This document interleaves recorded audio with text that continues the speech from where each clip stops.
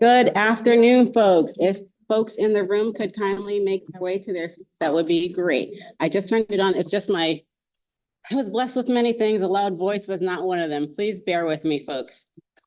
Good afternoon, honorable senators, representatives of the Commonwealth, State House staff, and community partners. We would like to welcome you to this afternoon's briefing on House Bill 4269, an act to facilitate student financial assistance. My name is Femi. At uAspire, we advise nearly high school and college students. And the Commonwealth also not that tall. Sorry, I'm doing my best here. We provide financial aid advising to nearly 5,000 high school and college students in the Commonwealth with two core focuses in mind: college access and affordability. Today, we are here to discuss a step in the process that will advance both: FAFSA completion. This very initial phase takes place even before students apply to college, which is why knowledge of the form is so important. Policies that have become better known as universal FAFSA policies, seek to ensure that graduating high school students are aware of their financial aid eligibility by requiring that these students submit the FAFSA or opt out of the FAFSA submission process before graduation. Some states have implemented these policies through their rulemaking processes, and others have done it via legislation, but they have all implemented these policies with one common goal: addressing FAFSA completion gaps between groups of students who have historically gone to college and those who have not. Before getting into more detail about these policies, I would like to pause here and thank the Joint Committee on Higher Education for reporting this bill favorably out of the committee.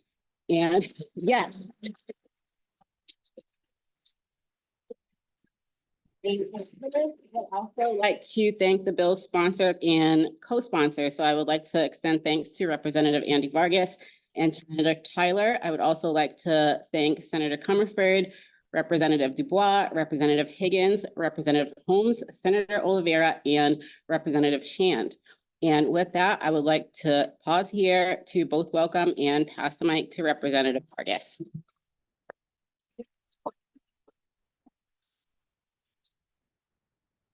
Thank you so much, Femi, and thank you for all the work that you've done on this bill and to organize this here today.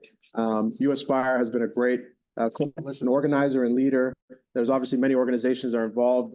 At the beginning of the session, we asked you guys to be the key leader organizer, and you've taken that and run with it. And just so thank you for all the effort that you put into this. Look, the bottom line is that this bill is about two things for me. It's about expectations and it's about choice. The first around expectations is setting the expectation that low-income children and families can expect college to be an option for them. Whether they have to go to college, but that college is an option for them. And for many of my friends growing up, that message wasn't sent to them. I was lucky enough that I had a mom that would drag me out of the streets when I was out too late and would bring me to college campuses to visit and to think and to dream and to aspire to something more. But I had friends that didn't have that. And so we dragged them along with us. They jumped into my mom's busted Toyota Sienna, and we visited tons of campuses together. And some of those friends that statistically speaking weren't supposed to go to college because of those visits, because of the idea of college being a possibility, went on to college and are now pursuing master's degrees. And so that's why I always like to start with expectations, right? This bill is about setting the expectation that any child, any student across the Commonwealth should have the opportunity to view college as a possibility. And the second is a choice, right? There's been a lot of discussion around the word mandate, that we're mandating FAFSA completion. And that's not necessarily what this bill does. What we're asking is for a choice to be made. Either fill it out or don't, but at least have that conversation with an administrator, with somebody in your school system. And the reason why we're asking for it is because we want to set that expectation that it is a possibility for every single student. And the reason that we're asking for it is because across the country in states that have implemented a version of this policy, the data tells us that not only do more kids go to college, but more federal funding is drawn down and more opportunities are opened up for students and families that need it most. And so as policymakers, it's part of our job to look at what are our end goals. We want to support folks who deserve every opportunity to realize their full potential. And let's do some homework as to what the best practices are across the country. And this is what we found. We found that this policy is a best practice when implemented correctly. We have some great partners here in the room that are going to help us make sure that we can make that possible. So I just want to thank the entire coalition. I want to thank Chair Rogers and Chair Comerford for their leadership on the Higher Ed Committee. It's been an honor to file and work with you on this bill, Senator Comerford, and you're one of the greatest champions for higher ed we have in the Commonwealth, and it's an honor to continue to work with you on this legislation. I also want to thank the business community for getting involved with this as well. Jay, thank you for being here as well with us. We know how critical of an issue this is, not just for the individuals, the students, and the families, but to our economy as a whole here in the Commonwealth. And so this is as much a social and an equity issue, as an education issue, as it is an economic issue. And we really think that this is an important thing to get done. So with that, I have to also, before I leave, give a shout out to my home turf, Lane Glenn, president of Northern Essex Community College. Thank you for being the #1 champion, the #1 community college president. The state, I'm sorry to the other community college presidents, I'm going to say it, but we are very lucky to have you and to have Northern Essex in our community as an anchor to many important issues. So with that, I'm going to hand it over to my friend and colleague, Senator Comerford.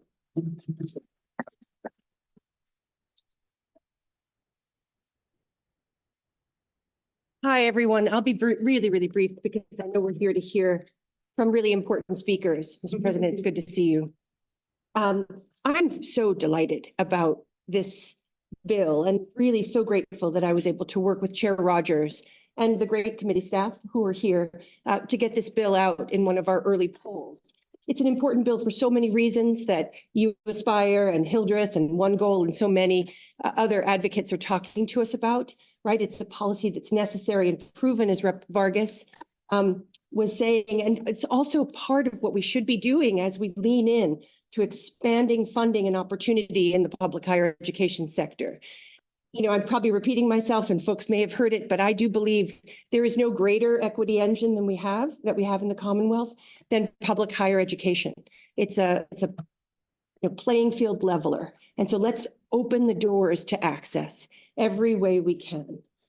So I'm super grateful to be here. Again, really grateful that we got it out. And one of the things, thanks to Rep. Vargas's leadership, that we were able to do in partnership with the committee is also add some language that will help us track the efficacy of this policy. Let's see where it's working. Let's see if it's closing opportunity gaps as we think it will, which I'm really excited about. So, you know, we still have some space to go before this becomes law, but let's say this is the session that we're able to see this. And I'm so deeply grateful to Rep. Vargas. And I'm sure we're going to be talking about this at the Ways and Means hearing at Greenfield Community College, you know, in March, because it's one of the building blocks that I believe we should be focused on at this real precipice moment.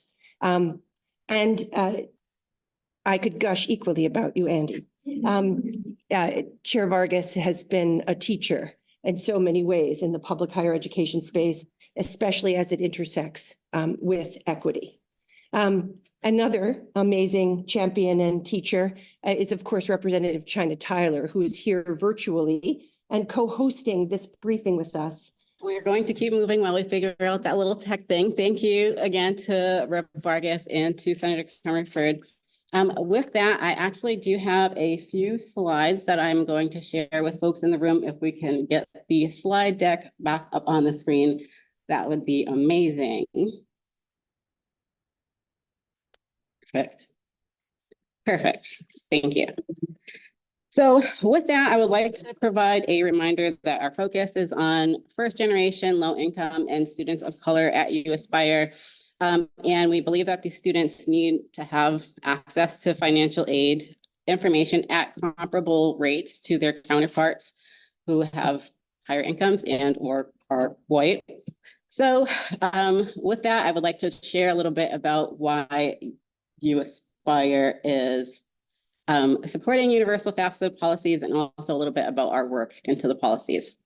So in 2021, my colleagues on uAspire's knowledge team started to do a landscape analysis. Basically, what they did was start to do research into these policies that had been implemented in different states with some core things in mind, really looking to figure out what works, what doesn't work. Are these policies being implemented in a way that is being felt as equitable? And if not, are there ways that we can address those equity gaps? Unfortunately, I don't have time to go into the full report today because we did a briefing on this last year. However, you can access the full briefing at uAspire.org. If you go into our search engine and type in Universal FAFSA, that briefing and a bunch of other materials will show up. That said, I would not invite you all here and tell you that I have nothing to tell you. So I am going to share a little bit again about why uAspire is supporting these Universal FAFSA policies. So the first reason is that FAFSA completion is a really, really strong indicator for immediate college enrollment. This data is longstanding. Students are 84% more likely to immediately enroll in college after high school when they have completed the FAFSA. That number jumps to 127% for students in the lowest income bracket. So there is really, really valid reason for us getting this information to our low-income students and to students who both are considering post-secondary education, or they're not considering it because they don't know that financial aid exists yet. Another thing that we think is really critical is that our most vulnerable students are more likely to be completing the FAFSA by themselves. So our low-income students and our first-gen students are completing the FAFSA alone at rates about 40%. And our higher income students are reporting completing the FAFSA alone at just 11%. We think that our low income students and first gen students deserve to be supported in the same way that our higher income students are, which is why we are supporting this legislation. Another critical part of our support for this is that these policies work. So what you are looking at on your screen is the year before and the year after these states implemented these universal FAFSA policies. So at the top, the percentage is the percentage of students who completed the FAFSA. So the green would be the year before, blue the year after. And those numbers across the center are where these states ranked nationally for FAFSA completion. So even where states saw like a small percentage increase, like Illinois, they jumped from 10th to 4th. So they went from being 10th place in the nation to almost medaling in 1 year after implementing this policy. And we have seen that play out in these states that are now starting to see their students complete the FAFSA at much higher rates than they had previously. And one of those states that has been really core because they led and were the first to do it is Louisiana. Louisiana has implemented this policy really thoughtfully and carefully. And instead of me personally sharing about what Louisiana did, we actually have pre-recorded words from someone who was very involved in this policy in Louisiana. So I'm going to stop talking and let us hear from this individual.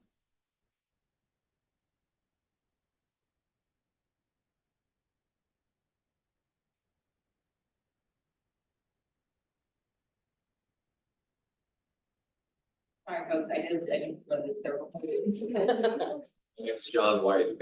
I was for 9 years the head of the education system, the elementary and secondary and early childhood systems for the state of Louisiana. Prior to that, I was deputy chancellor of the New York City school system. And I'm very grateful to be able to share a couple of thoughts related to college access today by video, with regrets for not being able to join you in person. I had a pre-existing conflict. Anytime that Massachusetts decides to take the lead on an initiative, it sends a signal to the rest of the country about its importance. You are the national and to some degree global leader in our field, and I'm grateful for the chance to share my own thoughts with you, as well as grateful for your leadership on this issue. In Louisiana, inequity is nothing new, and in a state that for hundreds of years have subjected a large percentage of its population to enslavement, segregation, bigotry, and prejudice, the imperative around civil rights is self-evident. From our perspective, for all of the work that we did related to early childhood access, related to standards and curriculum reform, educator preparation, and even post-secondary pathways in partnership with our higher education colleagues, one of the great practical, simple, and nevertheless scaled and consequential barriers to achieving our ultimate goal, self-determined lives after high school graduation, was that for so many of our students, they were not able to access the FAFSA, were supported through FAFSA completion, and ultimately were not guided toward this simple step. And the irony of it was that for as much as we may think of the FAFSA as being part of the trappings of the four-year elite admissions process, in fact, the FAFSA makes young people in Louisiana, and for the most part elsewhere, eligible for a range of higher education services, ranging from four-year degrees at exclusive institutions, all the way to community college programs and other workforce programs. In fact, it is the FAFSA that makes kids who are not attending four-year institutions eligible and able disproportionately to attend and to afford programs that are suited to their needs, for faster entry into the workplace, for credentials, in some cases associate degrees, that they will need to be viable, competitive members of the workforce. And thus, given the institutional biases and the disproportionate outcomes that have existed in Louisiana for so long, it was, ironically, students who were more advantaged on the whole who were taking advantage of the FAFSA process, and the students who were least advantaged, even though they had done everything we'd asked and graduated from high school, who were being given lesser access to the FAFSA. So we decided to make a simple shift. It wasn't so much a FAFSA mandate as it was the idea that we needed to change our paradigm on the FAFSA from being an opt-in system where applying for the FAFSA may be the exception, especially for low-income students not bound for a four-year institution, but to an opt-out system where completing the FAFSA, as with so many other requirements in the K-12 system, or another state-based financial aid form, would be the norm. And if you wanted to opt out, there were ways of doing that. But the standard, the convention, would be to complete the FAFSA or a different form of financial aid as a condition of graduating high school. There are two critical caveats, however, to that policy. First, the policymakers in question, which in that state was the Louisiana Board of Elementary and Secondary Education, created a regulation that said there are alternatives as to how we can achieve this goal. Yes, you could complete the FAFSA, but you could also complete the state's form for its financial aid purposes. Secondly, a family, if they so choose, could opt out, or a school system could file a hardship waiver, which would accommodate the needs of undocumented and other students who, for a variety of reasons, might not qualify for federal or financial aid. Second, though, and oftentimes overlooked, is the fact that these policies, once created, in order to achieve their intended effect, must come with great support. The state of Louisiana created grant programs that funded local school systems to implement creative solutions that ranged from large contracts with organizations that would help to counsel students, such as Career Compass in Louisiana, to walk hundreds and in some cases thousands of students in a school system through the process, all the way to a rural parish in Louisiana conducting, after a football game, a FAFSA night, where families could come together and at the local school get the support that they needed. We brought accounting firms to the table, we brought social service agencies to the table, and there were routine supports on the ground provided to organizations. The state also led the way by providing routine technical assistance to local school systems, to local community colleges who were part of the process, and ultimately to providing a measure of transparency and accountability through routine public reporting as to the progress that districts were making. It also helped that we had a bit of a competition with several peer states, most notably Tennessee, which we routinely, as our SEC brethren, outcompeted in the end and have the highest percentage of young people completing the FAFSA of any state in the nation. And our state historically ranked at the bottom in many, many social, economic, and education indicators. That's a big deal, and it means a lot. It means a lot to our state, and it means a lot to the lives of those individual kids and their families. So I'm so grateful that you're thinking about the policy. I'm grateful that you're thinking about it with the nuance that we tried to bring to it of understanding that a blanket mandate is not going to be as effective as a more nuanced policy that creates an opt-out as the standard condition rather than an opt-in as a standard condition. And last, I urge you and DESE and all other elements within your state government to consider leading your state's local organizations through a supported implementation rather than thinking that the policy will do the work itself. As I said, I would love to be a support in any way that I can. I'm so grateful for you picking up the mantle. The Commonwealth of Massachusetts is the national leader in education, and I'm so glad that you continue that tradition here today. Thanks so much. I look forward to hearing of all successes.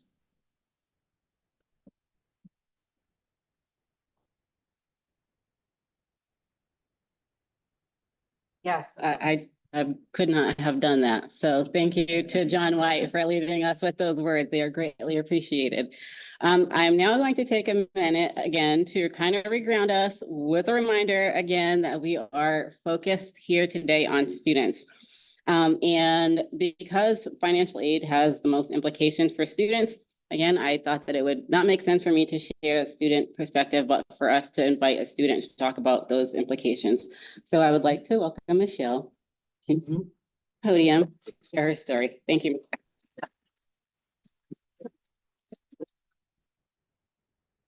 Thank you, Finley. Good afternoon, everybody. My name is Michelle Jean-Louis. I'm a second year at Harvard College, but I'm also a formally undocumented immigrant, and I am a former alum of the uAspire Policy Fellowship. As a Haitian immigrant who once taught college to be but a dream, I can speak on how the mystery and complexity of the financial aid application process has become a bigger barrier than intellectual capability or financial eligibility of aspiring college students. Meaning the effort of making higher education more accessible starts with ensuring that students are aware of and supported through navigating the financial aid process. Bridging the gap of access to higher education means that policies should focus on ensuring that high school students of low income and immigrant backgrounds like myself are urged and supported through the financial aid application process. I can speak on how implementation of the FAFSA bill in states like California increased completion rate of the FAFSA by 21% within a year. I can also speak on how students who complete the FAFSA by the end of their senior year are 84% more likely to enroll in colleges. But you've already heard all the facts, so I will tell you my story instead. Coming from a country where education is not available to most, it becomes the dream of all. It was a dream of my two illiterate grandmothers who worked tirelessly to afford my parents' elementary and secondary education. And it was a dream of my mother and sending me to live with the States with my uncle at the age of 10. Yet after years of building towards this reality of attending college, at the start of my high school senior year, college was once again but a dream.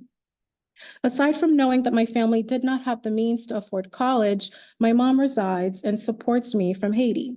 So I thought she would not be able to provide me with any of the documents needed to complete the FAFSA. My senior year of high school, I resigned that I would not be able to afford going to college. That is, until I asked a UMiami financial aid officer about scholarships during a webinar. The question led to weeks of emails in which a financial aid officer guided me through the FAFSA application process. Completing the FAFSA enabled the government and colleges to know and meet my financial need. Completing the FAFSA made college my reality. But my story is just one. There are thousands, if not millions, of aspiring college students whose resignation of not going to college is not intercepted by a financial aid officer who's helpful through the process. An equitable financial aid process for all is one that is not left to the luck of stumbling upon resources like I did, or the luck of having resources like students from high-income districts. An equitable financial aid process is founded in policies as such. Policies that equip students with the support they need to complete the FAFSA. College should not be the dream of most. This is our opportunity to level the playing field and ensure that all students in the Commonwealth have access to information about their financial aid eligibility. This is our opportunity to make college the reality of all. So let's take it. Thank you.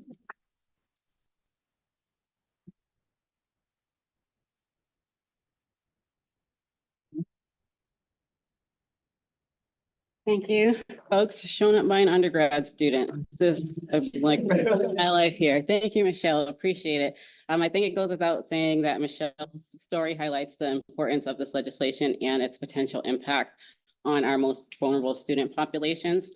And with that, I would now like to pause and take a minute to invite our panelists to join me at the front of the room. So our four panelists who are joining the panel could make their way this way, that would be fantastic.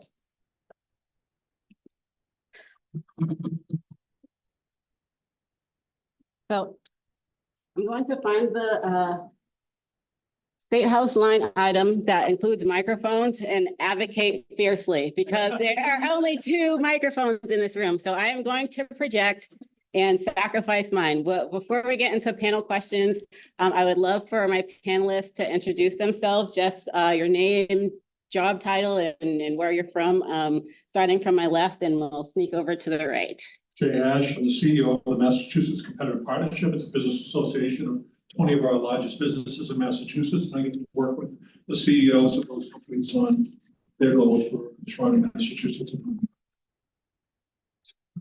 I'm Rahman Boden, Managing Director of the Hildreth Institute. We are a research and policy center dedicated for equity in higher education. Oh, you can hang on to that. No, Noah Berger, Director of the Legislation, Policy, and Political Action Team at the Mass Teachers Association, where we represent 117,000 educators around the state.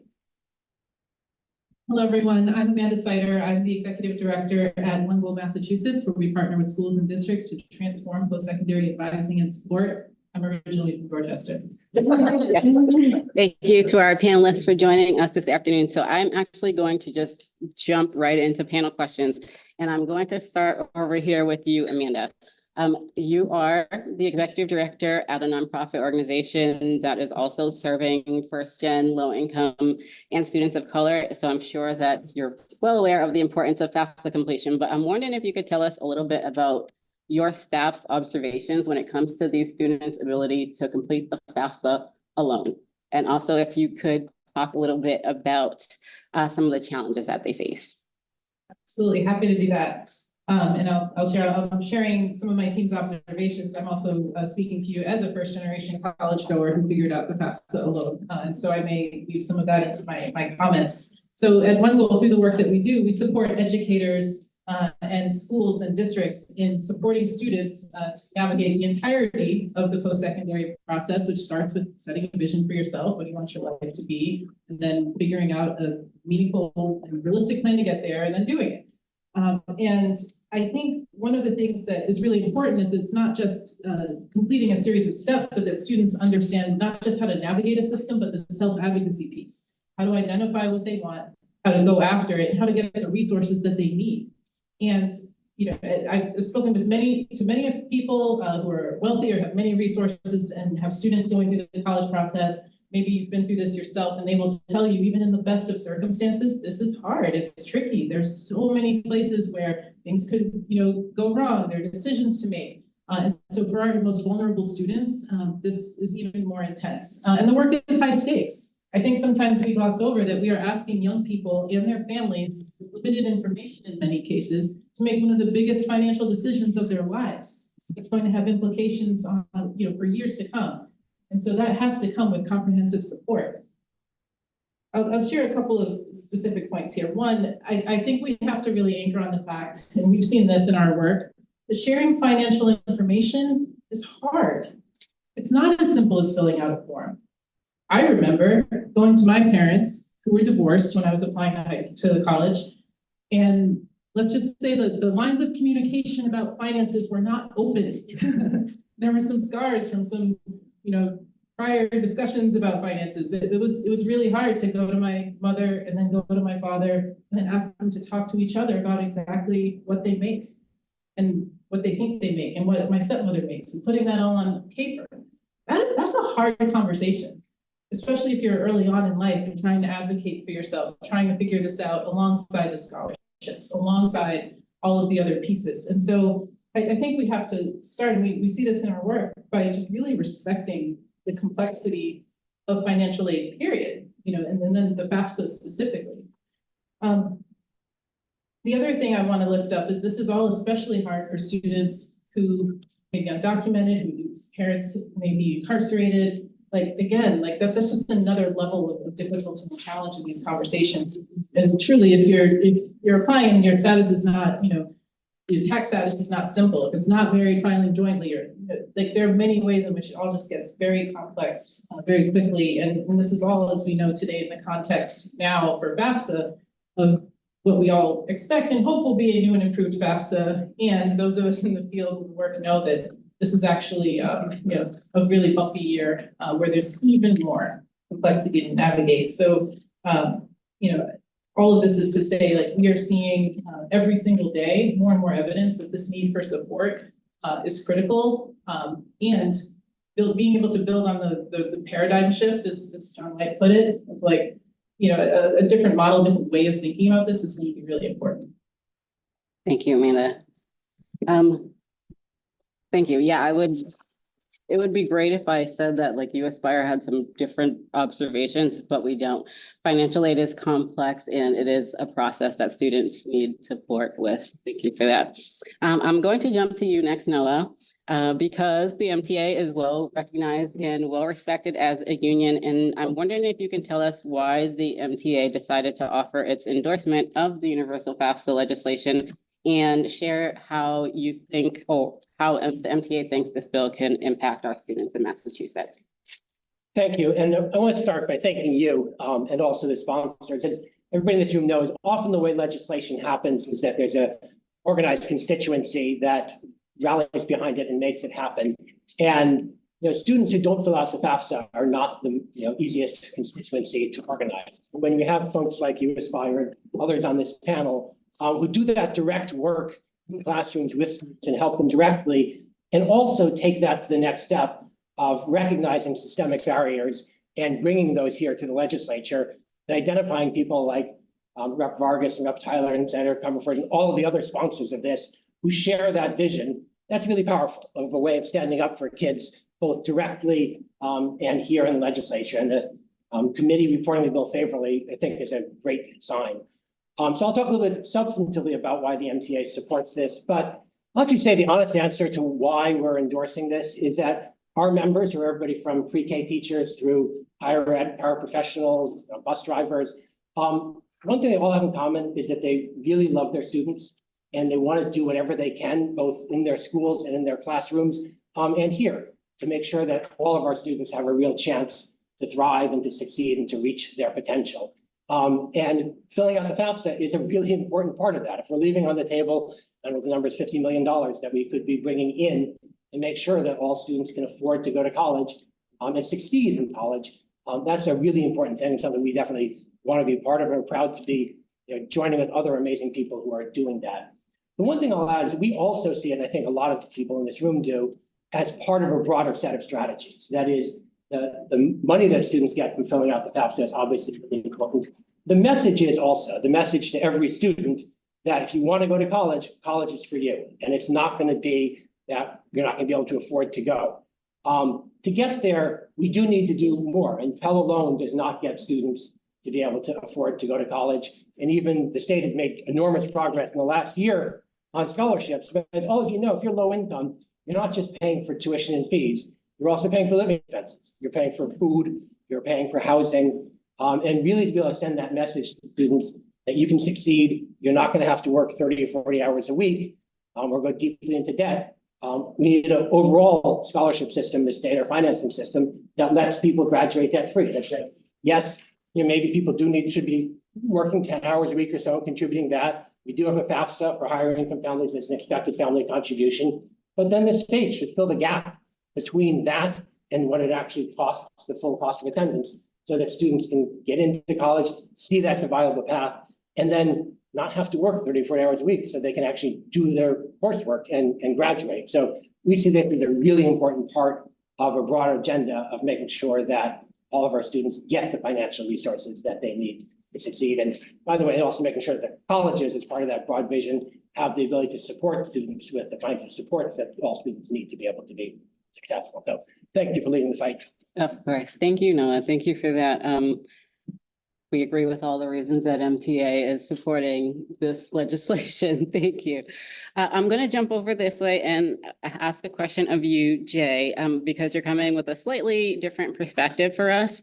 And you can speak to how this can impact currently vulnerable populations after graduation. So when they go enter the workforce. And so I'm wondering how you think this legislation could impact the Massachusetts workforce in the long term. Right, to be clear, I'm not coming at a slightly different perspective relative to the need for a universal FAFSA. We're 100% in support of that. It's interesting listening to Noah. Noah and I got to know each other when we were both legislative aides here at the State House, and I want compliment Noah on his comments and his work. Amanda, I'm having PDSD right now, post-divorce stress disorder, because I remember fighting with my father to get him to disclose information that his divorced wife, my mother, didn't know about. Going back to having it disclosed. You know, when I went away to college and I was a political science major and spent a lot of time thinking about how to create jobs for people. When I became a state secretary of economic development and I went around to the business community, I quickly recognized that I wasted my time in college, and instead of studying political science, I should have studied life science. Because in today's world, it's really about creating people for jobs that we need to do. And what you should know is that we have a challenge. It's a welcome challenge. We have a challenge in that the jobs are there today. You know, when I first started in public policy 4 years ago, the jobs weren't there. And so oftentimes we were encouraging people to go off and study, to make sacrifices with the hope that there would be a great job at the end of the rainbow for them. That is totally turned. And when I sit around with our 19 CEOs, as I did this past Friday, talk about what their top priority is for the Massachusetts economy and the national economy, it keeps on coming down to the same thing, talent. And so anything that we can do to get more talent ready to take the great jobs that exist for them in Massachusetts, it's a good thing. It's a good thing because that means that the youngsters, the young people that are coming through education that we all care about can realize their greatest potential. It's also a good thing from employers' perspective that the parents of those young people maybe don't have to work that second job, can maybe take the time to spend more focus on their single job and worry less about what's going to happen to their son or daughter as a result of the opportunity now to go to college. As has already been said, you know, tens of millions of dollars being left on the table is really important for us to recognize. But if we are going to continue our lead here in Massachusetts when it comes to the economy and the innovation and entrepreneurship that supports the economy, having a better educated workforce is critical. To the extent that the business community doesn't need to reach out to remediate, to educate for the first time, train or remediate that workforce, it's more time that we can spend then developing out the special skills that those employees bring, and having a great education is important to that. So, you know, I like to think of legislation that's gone through. I congratulate the members of the legislature who have sponsored this, Representative Tyler Vargas and this is common sense for the Commonwealth. Right? It just makes so much sense that we do this. And as a result of doing this, we can unlock the opportunities that exist in our companies and for individuals and families. So we're fully supportive of this and think it's a terrific way to continue to work with educators, with government in general, to make sure that we are getting the most of and providing the best opportunities for residents of the state. Thank you. I am going to jump right into the next question because I think, yeah, it's a good place to go next. Bahar, so we have heard a lot about the need for students to be supported with FAFSA completion. Given your research, both into the policies and around higher education equity overall, I'm curious if you could share with us what you found out about these policies and their potential impacts. Well, first of all, thank you for all your work here. It was a pleasure to give you the good news in a way that I think we are very lucky in Massachusetts to have a bill that has been really thoroughly studied and thoroughly crafted to follow the best practices. And if you could just jump to that, I'm not going to go over it because I think it's already covered, but I think the best practices are definitely all in the bill.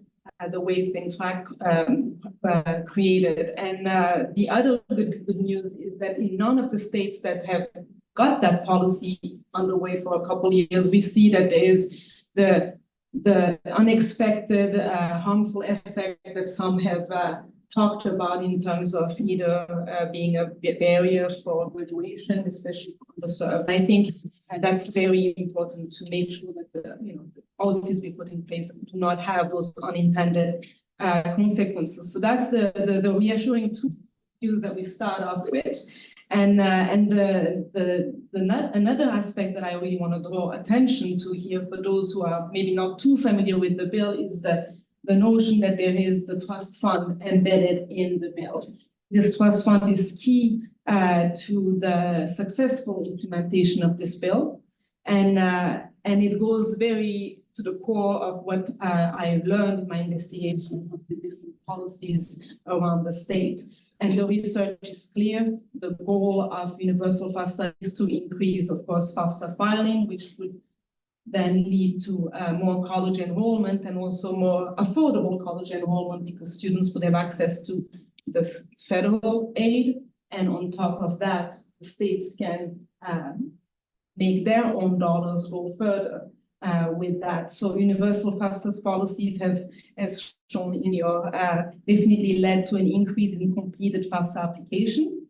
And when we see Louisiana, and I didn't know we were going to have that speech, and it was very inspiring because studying all the states, they definitely stood out as the one state that could successfully translate these FAFSA filing into college enrollment and affordable enrollment. And so what we can learn from their experimentation is that they definitely leveraged robust infrastructure of nonprofit organizations that were already providing this important guidance to students. They've also ramped up some of their outreach to make sure that all the schools have the support they need in order to implement and in order to help the students that didn't necessarily have college in mind. And starting that early is also very important, and not to wait until the FAFSA filing time, but hopefully starting the discussion early. So all very positive. And I guess we should. Sure. Yes. So. Yes. Perfect. Thank you for that. And you brought up a couple things that I want to highlight about equity, because that was a very key consideration. And I think this policy was put together in a way that was meant to be equitable for the students who experience the policy. And I wanted to ask you another question. I'm going to stick with you for just 1 second, because another question that has consistently come up is, what is this going to cost? And I'm curious, having done research into these policies, if you have any cost projections that you might be able to share with us today. Absolutely. So if we can next to this next slide. So when we look at and I can definitely go into questions, afterwards on how I arrived to these numbers, but just providing FAFSA filing only would cost about 5 to 6 million to the state, considering those who are not currently filing. However, learning from FAFSA implementations, if we want to make sure that these 6 millions go a bit further, we would probably benefit from supplementing the FAFSA filing with college guidance support that starts early. And that, of course, has a bit of a higher price tag. So if we were providing college going culture, maybe those what we heard about those college visits that can be very important, and some dialogue that starts early, then we can get somewhere around 9 million to even 13 million, depending how it's structured. I do think that a middle approach, or a blend of those two approach, where the state could make a bit of an analysis of what are the districts that would require this more high-touch approach and more support for either the population they serve or the fact that the school is under resources. And then for schools who already have a strong college going, and it's a matter of moving the percentage of filer FAFSA from 80 to 100, and that those schools are probably able to do it with no additional support. So striking that middle, I think, just offer the best of both worlds would be around 9.5 million or so. Okay, thank you for that. That is not that high. I don't think. It seems like a fairly low cost to ensure that our most vulnerable populations are getting access to this information. I think if I asked the Commonwealth to cut me a check for $9 million, some eyebrows could reasonably raise. But if we're talking about making sure that all the students in the state have access to this information and thinking about the longer term implications, some of which Bahar mentioned and Jay mentioned about, this could be the difference between whether someone pursues post-secondary education or sees post-secondary education as an option for them is really big. So I'm gonna jump back over here and ask another question of Amanda and ask if you could speak a little bit to the equity implications, specifically when it comes to access to this information. Absolutely. So we've heard the theme, many, sort of comments that, this is not only practical legislation, but it's also rooted in equity. And so one thing that I said earlier that I reiterate is that the stakes are simply higher for some of our students who are in a low income situation or first gen college goers. Again, like the consequences, the outcomes of, for many years of their lives, as to whether or not they access post-secondary education and how successful they are with that.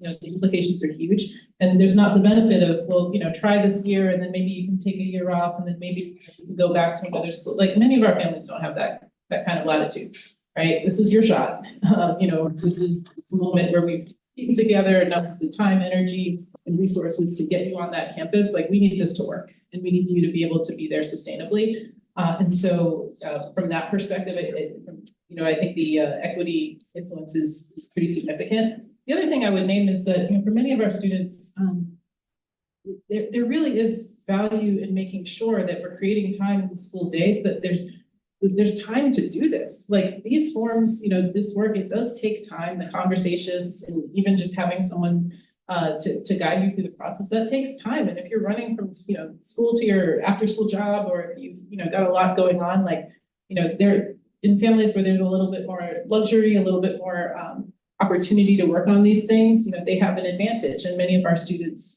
don't.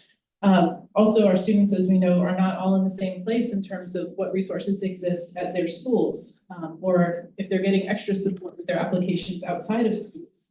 Many low-income students don't have access to that additional support. And again, where this kind of paradigm shift could actually help us redirect that. The last thing I'll say here is, as really inspired thinking about Vargas rolling around in that busted Toyota Sienna, and your friends, that like these, and we've heard this, that this really does spark other conversations. And I think, one of the biggest equity gaps we see in education, from pre-K onward, is about expectations, right? Like we're having conversations now about, well, is college really worth it? Well, who's having that conversation? And which students are we really talking about, right? When we normalize something like the FAFSA, like, just thinking about post-secondary, having the option to go to college or another great training program, we're actually shifting an expectation of who this is even for, who gets to have this, for whom it's a right, and not something that we hope you reach that if you happen to bump into uAspire or OneGoal or something, right? Like that's, I think, ultimately what this is about. Thank you, Amanda. Yes. Second, all of that. Thank you. I'm gonna jump back over this way and with another question for you, Jay. So we know that college is not and should not be the only pathway to a sustainable future, but we also know there's just very clear data that backs up the fact that post-secondary degree attainment does ultimately contribute to upward mobility. It does contribute to families eventually being able to build generational wealth and savings and things that may not have been possible before. So I'm wondering if you can talk a little bit more about the equity implications of a broad FAFSA proposal as they relate to the workforce. And again, what this could mean specifically for the longer term for students who might be looking to change their socioeconomic status. Yeah, it's a great question, a great point. I grew up in a single parent household in Chelsea. And sometimes I think without college, I would be the best employee of the Chelsea Department of Public Works right now. Instead, I got to manage the city for 15 years. And I've gotten many other opportunities, and those opportunities have come about because I started at a different place when I started to go to work. I started with the benefit of a college degree. And I've observed in life that where you start oftentimes dictates where you end. Now, there are lots of people that break through and can develop into the best possible versions of themselves, even though they don't have college. But odds are, if any one of us was going to write a play about success of an individual, the play or the movie or the television show would include going to college and getting a degree. And so we all know there's lots of discussions now about credentialing of employees and taking advantage of their lived experience and making sure that that lived experience counts for something as people are interviewing and getting hired for jobs. Makes it so much easier for those of us in the business community to reach down to bring people up if we know they already have that validation of going to a great school like Northern Essex Community College or other schools. And so it's an important piece of the process of helping individuals reach their fullest potential. The good news I want to share with you is that not a board meeting goes by that my 19 CEOs don't talk about equity. Some of you may say, well, it's great that they're talking about equity. And we've actually had to do things about it, in part because the workforce that we're looking to bring on for today and tomorrow is not ready to be the workforce. And so at MACP, we've actually created our own training program that takes persons of color who have not graduated from college and provides them with a training program through the Mass Association of Community College, working with Buckfield Community College right now, and talking with other community colleges, and puts them through a training program so that they can get not a job in one of our companies, but a career in one of our companies. We've gone through four cohorts now. We have 75 people that are now working in our companies, and to a person, all excited to be working in places like Bank of America, or State Street Bank, or Mass General Brigham. Again, reputable employers with great career paths that they can realize. Our CEOs recognize in order to have a workforce that looks like the communities that some of us grew up in and others of us live in, we need to do more. And part of doing more is making sure that as we have kids in high school, there for the taking, right? That we do everything we can to prepare them for the best opportunities that are in front of them. One other comment about what Bahar was talking about. I've had the pleasure of being on the Hildreth board as well, so I know the great work of the Hildreth Institute. So I grew up in government. This is the thing that bothers me about government. I don't understand about government. We always try to fund things at the lowest number possible and think that we've done well by saying we only had to spend $5 million on something instead of $9 or $10 million on something. That's the wrong way to look at things. And now I get the benefit of sitting around with 19 pretty smart CEOs. It's not about how much you spend, it's what do you get out of it? I'd far rather spend $10 million and get $9 million worth of value than to spend 5 and only get $2 million worth of value. And so there are amazing things that are happening in this very building, thinking about how we're educating the future of our communities, of Massachusetts, of the country. I would encourage you all to don't think short-sighted, and you're absolutely right. The opportunity not only to get that FAFSA filed, but to do college counseling around. I was the first in my family to go to college. Quite frankly, if I couldn't hang on the basketball rim, maybe I wouldn't even got to college. I had all of a sudden all kinds of people helping me get to college as a result of that. I think all the time, if I wasn't a basketball player, what would have happened? And my family knew absolutely nothing about what it was to go to college. You know, I'm very appreciative of the nurturing I got from them, but you know, let's have an adult conversation about what's happening in a lot of families that really care for the kids but don't know themselves. Last thing I'll leave with you. Heard it here all the time. The state rep that I worked for here at the State House was the state rep from Chelsea.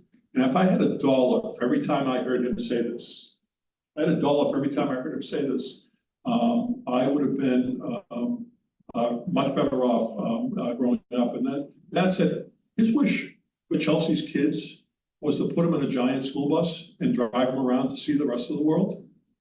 We ask so much of our kids who have no basis for experience as to what is out there. We ask them to make decisions about right from wrong and about future from present.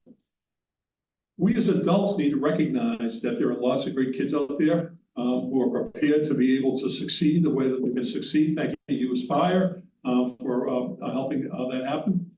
As policymakers, we need to think about just going that extra distance to make sure that the investment we're making and the opportunities we're providing are going to provide for the greatest possible chances of success. Thank you, Jay. Yeah, I have nothing to add. I usually have follow-ups, but when the commentary is this great, I'm like, okay, I'll ask the next question. Thank you. I'm going to jump back over now to you, Noah, because we have talked a lot about equity implications and financial implications and the policy overall. And I'm curious if you have any recommendations for considerations that the Commonwealth should keep in mind when implementing a policy such as this one.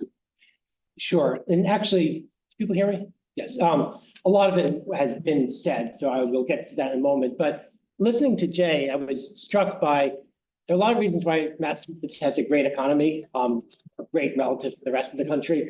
A key part of it is that we have a long tradition of business leaders like Jay and the folks he works with who get that the core of our economic strength is a well-educated workforce. And that if we want to have a stronger economy, it means making sure that those who are now not being given opportunities to reach their full potential are given those opportunities. And when we have that sort of entire spectrum of the state focusing on that, it's not a surprise that we have a more dynamic, stronger economy than the rest of the country. But we have a long way to go. I mean, I think we lead the country in percentage of the workforce with a college degree for states. And I checked the data recently, but I think it's about half, maybe a little bit more.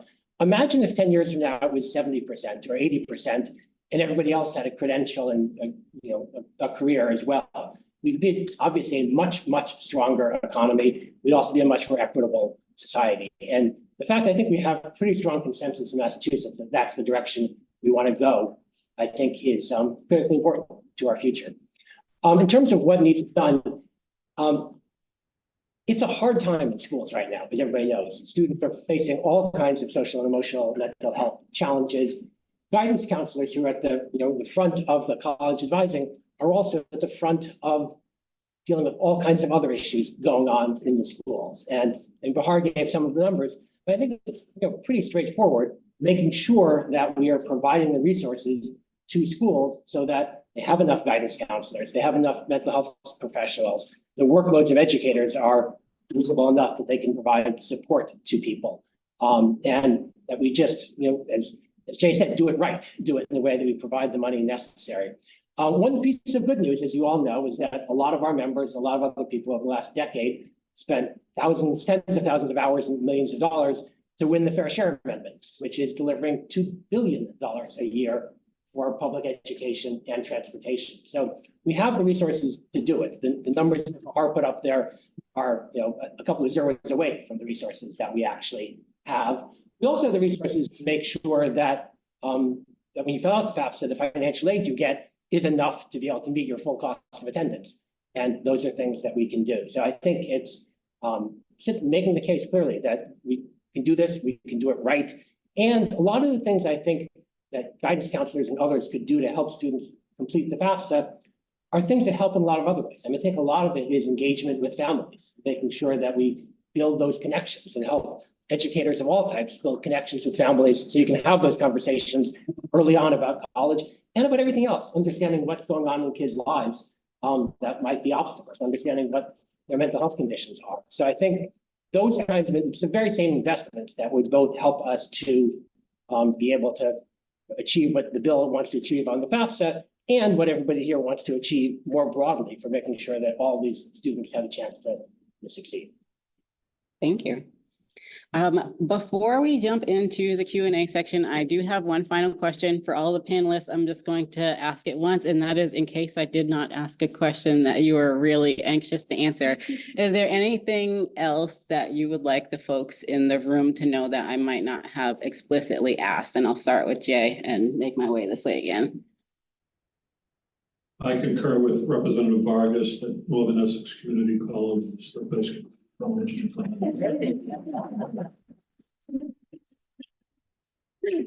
Anything to add, Bahar? Noah or Amanda, do either of you have anything? I think all the community colleges in Massachusetts.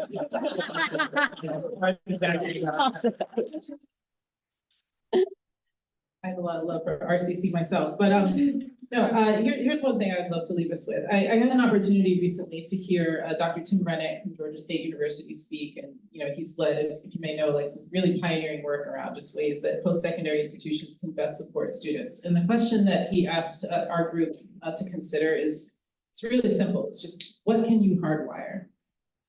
We're asking, you've been successful in dramatically improving student outcomes in all sorts of, private, public universities across the country. Like, how did you do it? And his question back to us was, what can you hardwire? What can you do that will withstand changes in leadership, changes in circumstances, changes in, a budget year? And that, I think, is kind of what I'm bringing as a final thought as pertains to what we're here to advocate for. When we look around in education, those of us who've been in it, we know what works. We've seen success. We know what it'll take. And where my observation is where we've been able to hardwire things, we see success. We see lasting change, right? Like, look at the work that MA4EC has done with early college. Hugely successful. What are we doing? We're just actually changing high school, right? Let's hardwire this. Let's bring the opportunity to the students. Work we do at OneGoal, similar. Let's just turn on its head when this advising is happening and who's doing it, who's it's for, right? Like, I view this opportunity with this FAFSA legislation be another way we can just hardwire this. It just becomes something you do. And then you look up and then you see the systemic change in the impact. It's not going to be easy, and it's not as simple as, making this shift to opt out or versus opt in. But we can hardwire this. We can get to a place where many more students are asking, which school or program do I want to attend, and not, can I attend? And that's where we need to get to. Yes, I can agree more. Thank you. Yeah. Okay. With that, I'm going to swipe one of these microphones. Oh, great. Okay. Advocacy cue. I'm going to swipe this microphone instead and ask if anyone in the room has questions, and I'm happy to run around with the microphone and bring it back to the panelists you have a question for. And if not, I'm going to also pop over to Zoom really quickly and see if we have any Zoom questions. No Zoom questions. All right. Well, let me go backwards and folks can see me then. Sorry, I thought I was going to get questions from Zoom, excuse me. No questions from folks in the room? Fantastic. All right, well, in that case, I am going to stop talking again for just a few moments, and I'm going to invite up another student who is here this afternoon who would like to leave us with a few words. So I'm going to get out of the way, and Russ, the mic is all yours.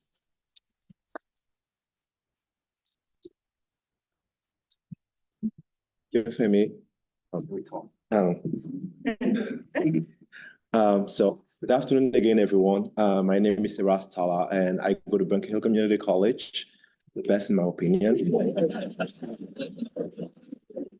Nothing access. You can come second. You can be second. No offense. But yeah, I'm really glad to be here today. Now that I'm in the process of applying for your colleges, I know that FAFSA completion is a need. It's going to be critical in that process.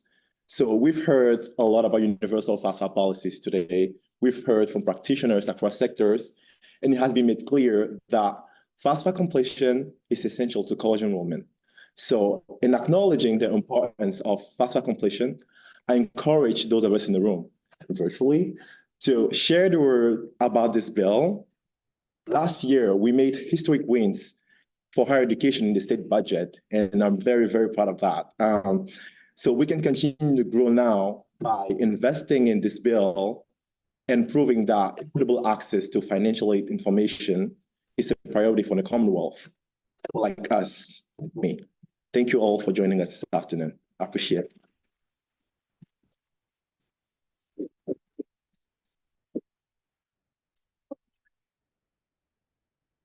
Thank you again to folks on Zoom and folks who joined us in the room this afternoon. There is still food in the back. Please take some on the way out. I will be sticking around. I think our panelists might have a few minutes, so please feel free to come ask questions if you want. I would also like to say that if you would like to stay engaged or continue to learn more, please do visit uAspire.org and search Universal FAFSA. We have a bunch of information there that you can download. You can also find my contact information if you want to get into some nitty gritty stuff. Please feel free to reach out or reach out to Rep. Vargas's office, who's also very closely involved with the bill behind uAspire. No, that was a joke. Thank you everyone for joining us this afternoon. It's been great to have you.